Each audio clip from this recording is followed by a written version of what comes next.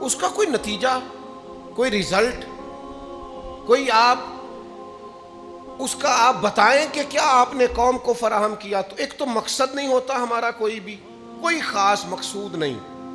और फिर ये कि उसके बाद जो हम मेहनत कर रहे होते हैं वो बामकसद नहीं होती, वो बेमकसद मेहनत होती। यानी यहाँ आजकल खबरें चलती हैं फलाना बंदा पैदल हज करने गया, बड़ी अच्छी बात है, लेकिन मेरा ख्याल है ये मेहनत बेमकसद है।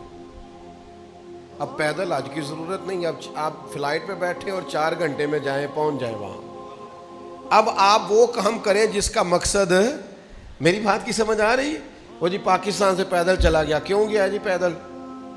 हम तो यहाँ से गुजरांवाला पैदल नहीं जाते, और बड़े काम है, इतनी देर में और बड़ा कुछ हो जाना था, और बड़ी ड्यूटियाँ कर लेनी थी, और बड़े सारे मामलात थे जो ठीक कर लेने थे। वो एक साहब मुझे एक दफ़ा दरवेशी सुनाने लगे, फलां ख़तीब जो थे उनके पास गाड़ी नहीं थी। तो मैंने कहा भाई मेरा तो गाड़ी के बगैर गुजारा नहीं, इसलिए कि मैं आपके पास चौथी जगह पे आया हूँ, तो अगर ये गाड़ी ना होती तो मैं तो एक ही जलसे पे जा सकता था, उससे अगले वाले पे पहुँच सकता।